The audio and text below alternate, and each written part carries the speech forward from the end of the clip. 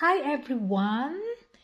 It's 2:12 p.m. here in Vienna, Austria. And in the Philippines, it's 9:12 ng gabi. So kanina guys, nag-snowy na naman kanina guys. Grabing ulan ng snow. So ngayon, uminit na naman siya guys. Since ako lang mag-isa dito ngayon sa bahay guys, dahil nag-office si Will, parang 1 week na rin akong hindi kumakain ng kanin. Kaya ngayon guys, napag-isipan kong magprito ng matambaka guys.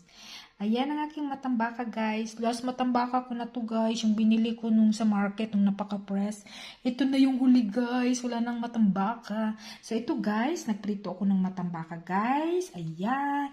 With pipino guys. Ayan. And pritong talong, and of course, rice is light, and sausawan. So, eto guys, ang aking lunch for today.